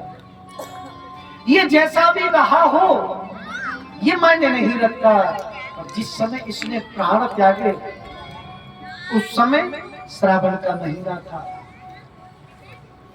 शिवालय था और शिव महापुराण की कथा श्रवण करते हुए इसने प्राण त्यागे। अब ये बताओ, जिसने मेरा स्मरण करते हुए प्राण त्यागे तो यमलोक कैसे जा सकता है? और तुम कहते हो इसने कोई सत्कर्म नहीं किया। अरे इससे ज्यादा सत्कर्म और क्या चाहिए? मेरे समीप आकर के ये मुझे प्रणाम कर रहा है, मेरी स्तुति कर रहा है। आज जैसे ही उस देवराज ने सुना कि मैंने शिव महापुराण की कथा श्रवण की है, इसलिए मैं भगवान शिव के लोक में आया हूं, तब भगवान शिव देवराज से कहते हैं, तू इस मृत्यु लोक का ऐसा पहला जीवात्मा है, शिव महापुराण की कथा श्रवण कर शिवलोक की प्राप्ति। सुनो, शिवलोक की ही प्राप्ति नहीं, आज से मैं तुझे अपने गणों में स्थान देता हूँ। प्रेम से बोलो हर हर महादेव। अपने गणों में स्थान दिया और जैसे ही देवराज को अपने गणों में स्थान दिया, देवराज स्तुति करने लगा, जय शंभुनाथ।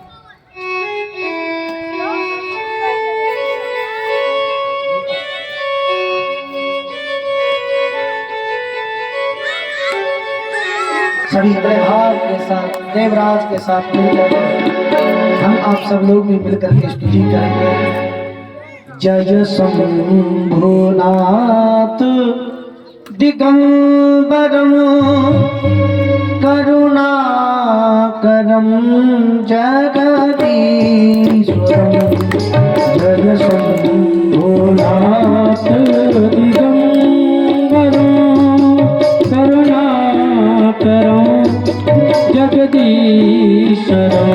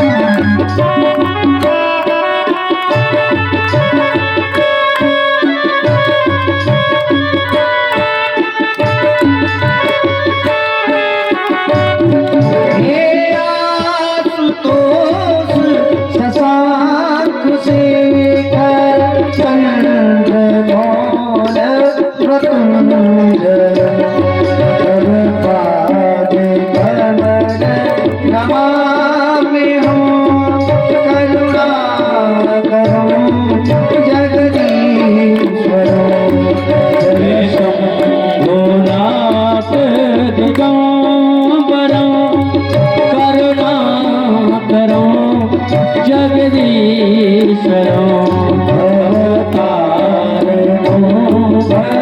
हारणो करुणा करम जगदीश्वरो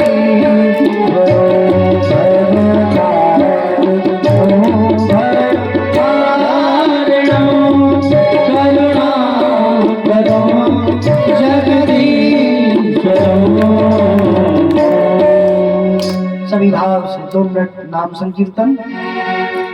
ओम नमः शिवाय, हरि ओम नमः शिवाय, ओम नमः शिवाय, हरि ओम नमः शिवाय, ओम नमः शिवाय, अभी बोले तालियों की ओम नमः शिवाय, ओम नमः शिवाय, हरि ओम नमः शिवाय, ओम नमः शिवाय, हरि ओम नमः शिवाय, ओम नमः शिवाय, हरि ओम नमः शिवाय, ओम नमः शिवाय, हरि ओम नमः शिवाय, ओम नमः शिवाय, हरि ओम नमः शिवाय, ओम नमः शिवाय,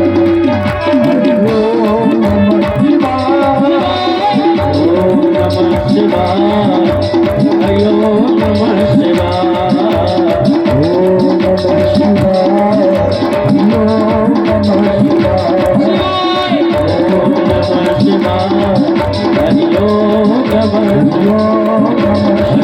ओम नमः शिवाय, हरि ओम नमः शिवाय। ओ शंकर भगवान की केवल एक ही माता की आवाज आ रही है बस।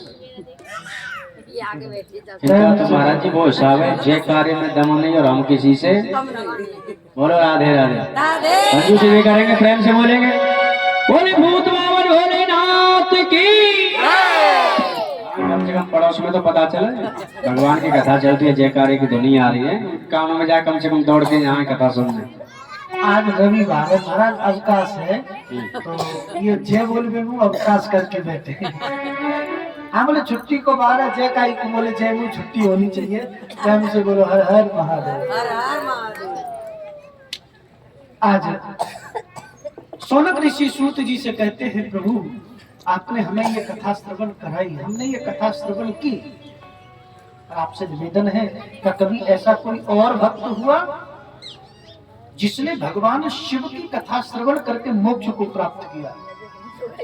तब सूत जी कहते हैं, सुनो, इस संसार में एक स्त्री ऐसी हुई है प्रेत योनि में पड़े हुए अपने अधम पति को जिसने मोक्ष की प्राप्ति कराई है। महाराज शास्त्र तो ये कहते हैं और संसार में हमने चर्चा सुनी है, ये धर्म पत्नी है। पत्नी जो धर्म का काम करती है वो उसका सेव है, वो किसी को नहीं देती। पति जो धर्म का काम करता है पत्नी आधा ले लेती है। फिर पत्नी के कर्म करने से पति की मोक्ष कैसे हो गई, ये दृष्टांत, ये कथा तो हम सुनना चाहते हैं। प्रेम से बोलो हर हर महादेव। हर हर महादेव। पत्नी का कर्म और पति का मोक्ष, महाराज ये कथा तो हमें सुनाओ। तब सूत जी बोले, ऋषियों आपने आपके हृदय में जो इच्छा है आप धन्य हो। भगवान की कथा श्रवण करने के विचार प्रतिपल जो मन में आ रहे हैं आप धन्य हो। शौनक ऋषि कहते हैं, सूत सूत महाभाग सर्वज्ञोऽसि महामते, प्रसादाद कृतार्थो हूँ पुनः पुनः। महाराज आपकी कृपा से आपने शिव महापुराण रूपी ये प्रसाद हमें दिया है, इस प्रसाद को पान कर श्रवण करके हम कृतार्थ हो गए। आप हमें पुनः एक बार ये प्रसाद ग्रहण कराएं जिसे श्रवण करके हम पुनः कृतार्थ हो जाए। प्रेम से बोलो हर हर महादेव। हर हर महादेव। एक स्त्री के कर्म करने से पति का मोक्ष कैसे हुआ, आज सूत जी कहते हैं ऋषियों, समुद्र निकटे देशे ग्रामो वासकल्य संकः बसंती तस्य पापिष्ट वेद धर्मोद्यतै जना। समुद्र निकटे देशे, समुद्र के किनारे एक नगर बसा है, उस नगर का नाम है वासकल्य। क्या नाम है? वासकल्य। उस नगर में एक ब्राह्मण रहता है। कौन रहता है? ब्राह्मण। ब्राह्मण रहता है। नगर में ब्राह्मण है, उस ब्राह्मण का नाम क्या है पता है किसी को? वासकल्य नाम के नगर में एक ब्राह्मण रहता है। नाम क्या उस ब्राह्मण का? शिव महापुराण की कथा किस किस ने सुनी है? बोलो जरा। आपके घर तो कल चल ही रही थी प्रेम से बोलो हर हर महादेव। नाम है बिंदुक। क्या नाम है? बिंदुक। बिंदुक नहीं, बिंदुक। क्या नाम है? बिंदुक। उसकी एक पत्नी है, पत्नी का नाम है चंचला। एक बार जोरदार ताली बजाओ। पत्नी का नाम क्या है? चंचला। वासकल्य नगर है। इस नगर में रहने वाले प्रत्येक व्यक्ति, महाराज, कोई चोरी करता है, मांस भक्षण करता है, मदिरा पान करता है, जुआ खेलते हैं। इस नगर के जितने बड़े व्यक्ति हैं, संसार की ऐसी कोई बुराई नहीं इस नगर के लोगों में ना हो। नगर में रहने वाला प्रत्येक व्यक्ति संसार की एक एक बुराई से परिपूर्ण है। इस नगर में ब्राह्मण है बिंदुक। इसमें भी महाराज, हमारे ब्रज में तो कह देते हैं, इसमें महाराज सिवाय भलाई के सब अवगुण ही अवगुण है। सिवाय भलाई के सब अवगुण है, या ऐसे कह लो महाराज, इसमें सब गुण है, एक गुण नहीं है, भलाई का। और जिसमें भलाई का गुण नहीं है, सब बेकार है। ये बिंदुक भी धर्म पर आए ना, पत्नी मिली है। ये भी महाराज अपनी पत्नी को छोड़ एक गणिका के प्रेम जाल में पड़ गया। इसका काम क्या? घर में जितना धन है, धन लिया, गणिका को जाकर के दे देगा और उसके साथ रति करता। अच्छा, गणिका को क्या चाहिए? धन। और गणिका को धन मिल रहा है, उसके साथ वो बिंदु रति कर रहा है। एक दिन देखा, 2 दिन देखा, महीने, साल बाद एक दिन चंचला से नहीं रहा गया। कहा, स्वामी मुझ में क्या कमी है? आप घर में रह करके भी पराई स्त्री के साथ में रति करते हो, क्यों? मेरा विवाह आपके साथ में हुआ है, ये ठीक नहीं है। आप धर्म के मार्ग से विमुख जा रहे हो, ये धर्माचरण नहीं है। चंचला ने समझाने का प्रयास तो किया, पर बिंदुक एक नहीं सुना। हर पत्नी अपने पति को समझाने का प्रयास करती है, पर महाराज पति कोई नहीं सुनता। प्रेम से बोलो हर हर महादेव। हर महादेव। अच्छा, चंचला ने भी अपने पति को समझाने का प्रयास किया, बिंदुक ने नहीं सुना। समय व्यतीत होता चला गया। बिंदुक के साथ एक पराये पुरुष का घर में आना जाना हुआ। समय व्यतीत हुआ, महाराज चंचला की भी नजदीकी उस पराये पुरुष के साथ बढ़ने लगी। अच्छा, घर में याद रखना मेरी बहनों, कोई व्यक्ति आ रहा है, आप दोनों के बीच के झगड़े का कोई तीसरा फायदा न उठा ले। लोग आएंगे आपके घर में आकर के 4 अटपटी बातें करेंगे जो आपको सुहावनी लगेंगी, और वस्तुतः वो व्यक्ति आपको बात करके आपके मन को नहीं बहला रहा है, वो आपको अपनी ओर आकर्षित कर रहा है।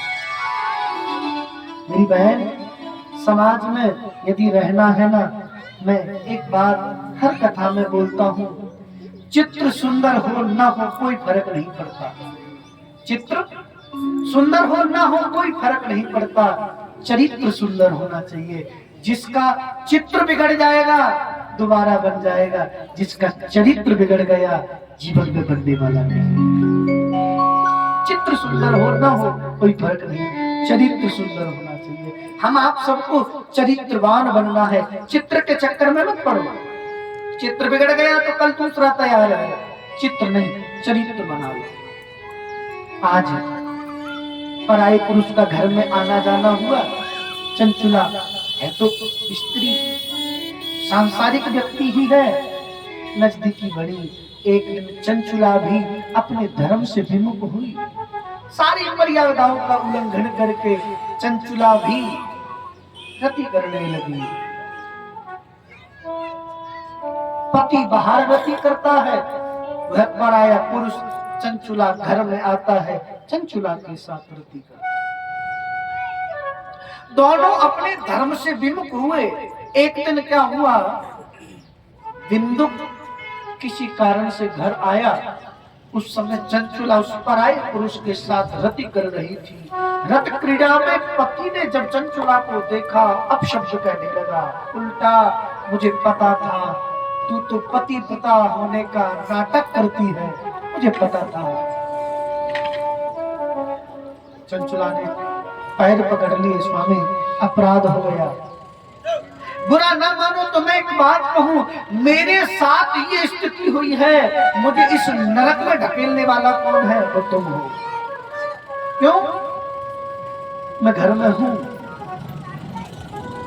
घर में होते हुए भी कभी तुमने मुझे प्रेम भरी नजरों से नहीं देखा। अरे प्रेम तो दूर, कभी हमारा झगड़ा ही शांत नहीं हुआ। स्वामी मुझसे ये अपराध हुआ है, कहीं ना कहीं इस अपराध के भागीदार आप भी हो।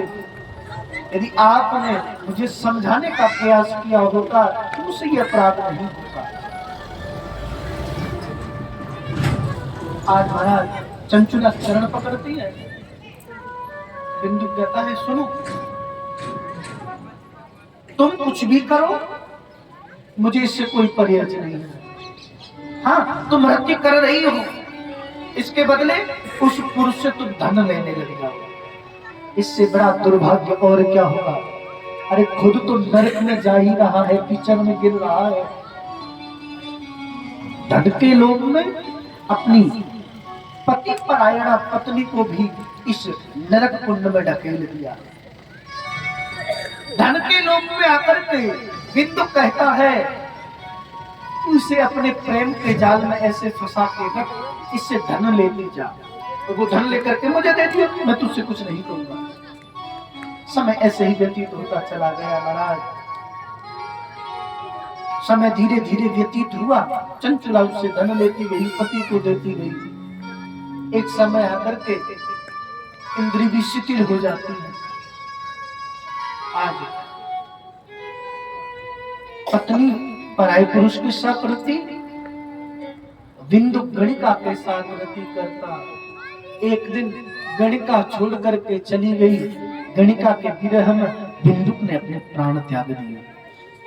प्राण त्याग दिए, प्राण त्यागे। आज महाराज चंचुला के मन में भी विचार आया, अब तक जो मैंने अपराध किए बहुत अपराध हुए, मेरा पति मुझे छोड़ करके चला गया। आज मैं ये वचन देती हूँ, आज ये प्रण लेती हूँ, आज के बाद मैं कभी कोई गलत कार्य नहीं करूंगी। समय व्यतीत होते चला गया। उस नगर से कुछ लोग तीर्थाटन करने के लिए जा रहे थे। चंचुला ने देखा ये लोग तीर्थाटन करने के लिए जा रहे हैं, जीवन भर अपराध हुआ है, क्यों ना अपने अपराधों का पश्चाताप करने के लिए मुझे भी तीर्थ कर लेना चाहिए। तीर्थाटन करने के लिए उन नगर के लोगों के साथ में गई। महाराज तीर्थयात्रा करने के लिए गए, जिस स्थान पर रुके ना, संयोग से श्रावण का महीना था, वहां भी शिव महापुराण की कथा हो रही थी। और जब शिव महापुराण की कथा हो रही थी ना, कथा में उस समय व्यास जी 28 नरकों का वर्णन करके सुना रहे थे। दक्षिण दिशा की ओर 99 योजन ऊपर 28 नरक हैं। 28 नरकों का वर्णन व्यास जी कर रहे थे। जो लोग झूठ बोलते हैं वो कहाँ जाते हैं, जो झूठी गवाही देते हैं वो कहाँ जाते हैं, जो अपने पति को धोखा देते हैं वो कहाँ जाते हैं, जो अपनी पत्नी को धोखा देते हैं वो कहाँ जाते हैं। 28 नरकों का वर्णन। जो जीवों को तल करके मार करके खाते हैं वो कहाँ जाते हैं। 28 नरकों का वर्णन कर रहे थे। चंचुला के तो महाराज आंखों से आंसू आने लग गया। जीवन भर मैंने अपराध ही किया, अपने पति को धोखा दिया, पति की बात मान करके मैं इस नरक कुंड में चली गई, पराये पुरुष के साथ मैंने रति की, मुझसे ये अपराध हुआ। रोने लग गई। चंचुला का शरीर कांपने लग गया। मैंने तो जीवन भर अपराध किया, मेरा उद्धार कैसे होगा। मेरे भाई बहन, जीवन में अपराध बन जाए ना, एक बात मैं आपसे निवेदन करूं, जिस समय अपराध बन जाए, शूद्र से अपराध हो जाए, क्षमा हो सकता है। दंड का प्रावधान है, दंड दे दिया जाएगा, क्षमा हो सकता है। वैश्य से अपराध हो जाए, दंड का प्रावधान है, उसे थोड़ा अधिक दंड देकर के क्षमा हो सकता है।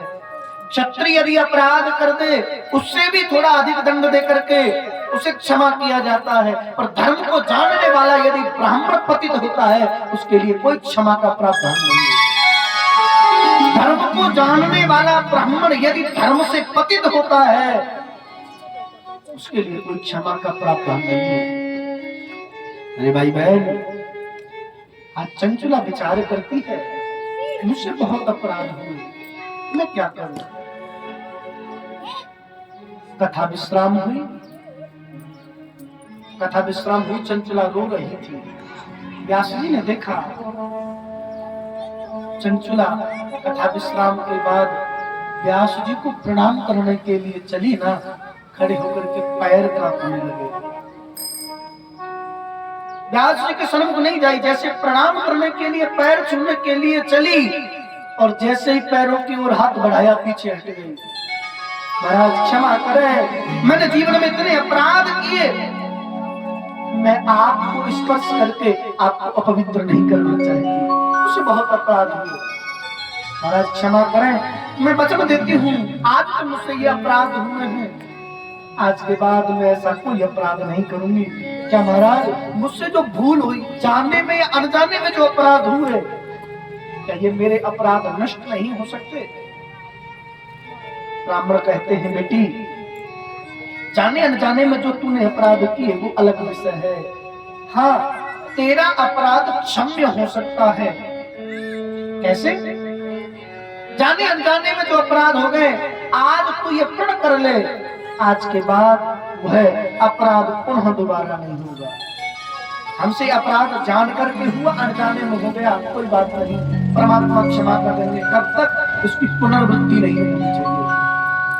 आज अपराध हुआ और अपराध का पश्चाताप हृदय में आ गया, उसकी पुनर्वृत्ति नहीं हुई।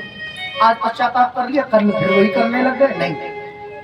आज अपराध हुआ है और आज पश्चाताप हो गया, पश्चाताप के बाद फिर उसकी पुनर्वृत्ति ना हो, दोबारा वो अपराध ना हो, तो अपराध क्षमा हो सकता है। आज महाराज चंचुला ने प्रण किया, आज चंचुला ने निवेदन किया है, और व्यास जी ने चंचुला के निमित्त ही तीर्थाटन करने के लिए अपने सगे संबंधियों के साथ आई, गांव के लोगों के साथ आई। सब लोग वहां से पलायन कर गए, चंचुला कर गई। वो कथा विश्राम हुई, ब्राह्मण के चरणों में निवेदन किया, महाराज जो है मैं अपना सर्वस्व त्याग दूंगी, पर आप मेरे ऊपर कृपा करें, मुझे वो तत्व श्रवण कराएं, जिस तत्व को श्रवण करने के बाद मेरे हृदय में पश्चाताप की अग्नि प्रज्वलित हो जाए, जिससे कि मैं पश्चाताप में जलती रही। तब ब्राह्मण ने कहा, बेटी, शिव महापुराण की कथा है, जिस कथा को एक बार यदि कोई व्यक्ति श्रवण कर लेता है, उसके समस्त पाप ताप संताप नष्ट हो जाए। चंचला के निमित्त आज ब्राह्मण ने शिव महापुराण की कथा की। श्रावण का महीना था, शिव महापुराण की कथा हुई। सुनो, कथा श्रवण करने के बाद चंचुला ने जैसे ही अपना शरीर छोड़ा, भगवान शिव के गण आए, अपने साथ लेकर के गए। और जैसे ही शिवलोक में चंचुला पहुंची है और भगवान शिव के दर्शन किए, स्तुति की है। दत्त्वा तत्र महादेवं सदर्शनप्रलोचनं विष्णु ब्रह्मादिदेवै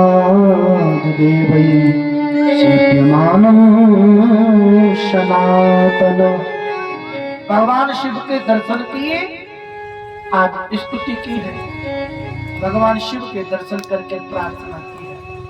आज माता पार्वती आई है, भगवान शिव की स्तुति चंचुला ने की है। माता पार्वती प्रसन्न हो गई। चंचुला, आज मैं तुझे आश्वासन देती हूँ, श्रावण के महीने में तूने भगवान शिव की कथा श्रवण की और यहाँ आकर के तूने मेरे पति की स्तुति की है।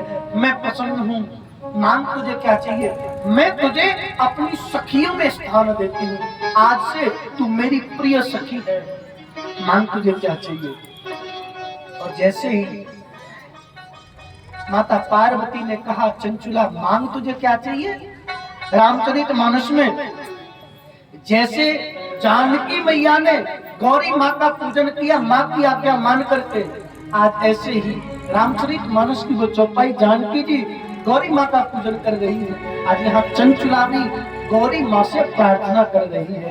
हम लोग उन्हीं रामचरितमानस की चौपाइयों का अवलोकन करें। जय जय गिरवर राज किशोर, हो जय जय गिरवर राज किशोरी। जय महेश मुख चंद्र चकोरी। हो जय महेश मुख चंद्र चकोरी। जय गज बदन सदानंद माता। जय गज बदने सदानंद माता। जगत जननी दामनि दुर्गाता। जगत जननी दामिनी दुखदाता। भव भव देव पराभव भव भव देव पराभव भव। ईश्वर शोभ सुविहार।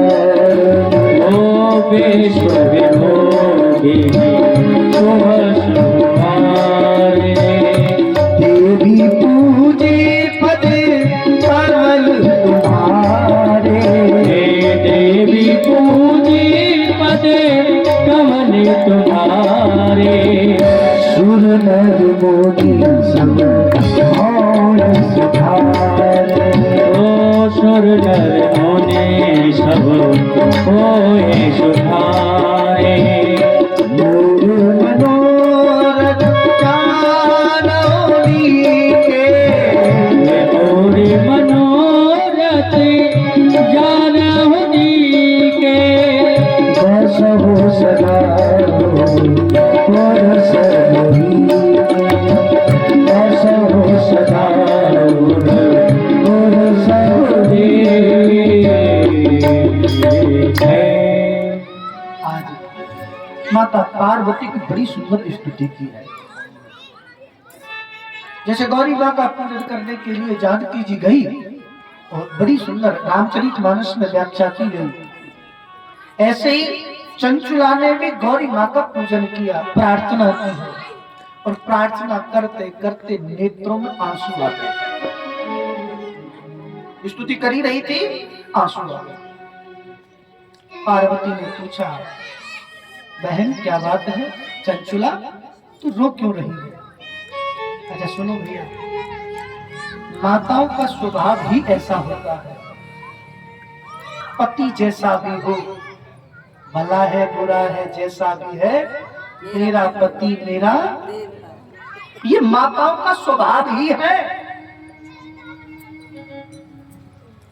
चंचला को गलत कार्य कराने के लिए बाध्य करने वाला उसका पति बिंदुक था। आज चंचला विचार करती है, स्तुति करते करते रोने लगी। जैसा भी था तो मेरा पति ही। मैंने कथा श्रवण की, अपराध हुआ, अपराध मेरा क्षमा भी हो गया। मैं मां पार्वती की सखी बन गई हूं। मेरे पति की स्थिति कैसी है? जैसा भी था, मेरा कार्य बिगाड़ने वाला, बनाने वाला, मुझे गलत मार्ग पर ले जाने वाला, धकेलने वाला, कैसा भी था तो मेरा पति ही। माता पार्वती के चरणों में निवेदन किया, माँ आपकी पूजा करके देवता सर्व मनोरथ को सिद्ध करते हैं। मैं आपकी पूजन कर रही हूँ, आपकी पूजा कर रही हूँ।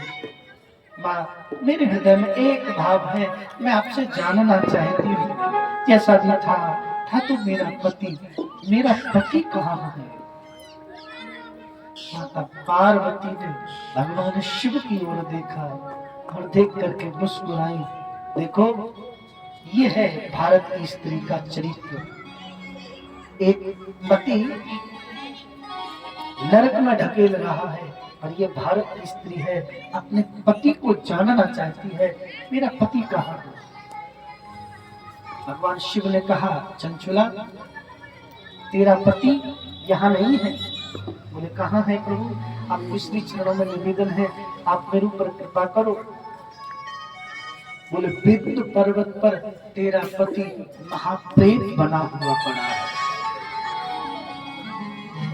चंचुला ने जैसे सुना कि मेरा पति प्रेत बन गया, चरणों में गिर गई, प्रार्थना करने लगी है, हे प्रभु, हे भोलेनाथ मेरे ऊपर कृपा करो, मेरा उद्धार हुआ है। मैं चाहती हूँ जैसे आपने मेरे ऊपर कृपा की है, मेरे पति के ऊपर भी कृपा करो ना। चंचुला ने प्रार्थना की, भगवान शिव प्रसन्न हुए हैं। भगवान शिव ने, अच्छा जैसे नारायण भगवान के भक्त हैं देवऋषि नारद, कौन है? देवऋषि नारद। देवऋषि नारद जो प्रतिपल नारायण नारायण करते हैं, ऐसे ही भगवान शिव के भी एक भक्त हैं, नाम है तुम्बुरु। आज भगवान शिव ने उनका आवाहन किया, आज्ञा दी है, सुनो विंध्य पर्वत पर जाओ। चंचुला का पति बिंदुक प्रेत बना हुआ पड़ा है, और जाओ विंध्य पर्वत पर बिंदुक के निमित्त शिव महापुराण की कथा करो, जिससे कि उसका उद्धार हो सके। भगवान शिव की आज्ञा पाकर के विंध्य पर्वत पर पहुंचे थे। और ये भारत की, अच्छा एक बात बताओ, शिव महापुराण की कथा सर्वप्रथम कितने दिन की हुई? अच्छा कथा शिव महापुराण किस किस ने सुनी है? बोलो हर हर महादेव। हर हर महादेव। शिव महापुराण सुनी किस किस ने है? सबने सुनी होगी। आजकल तो महाराज एक लोटा जल सारी समस्या का हल। बस एक बात पकड़ रखी है। अच्छा बताओ जरा, मन में भरा है छल, क्या निकलेगा हल? एक लोटा जल सारी समस्या का हल ठीक है, यदि मन में है छल कभी नहीं निकलने वाला हल।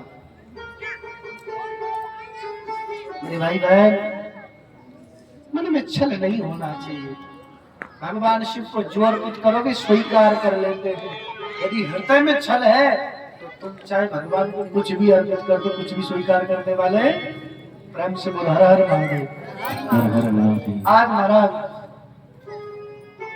विंध्य पर्वत पर जाकर के ये भारत की पहली ऐसी कथा है, भगवान शिव की आज्ञा मान करके विंध्य पर्वत पर 11 दिन तक शिव महापुराण की कथा हुई।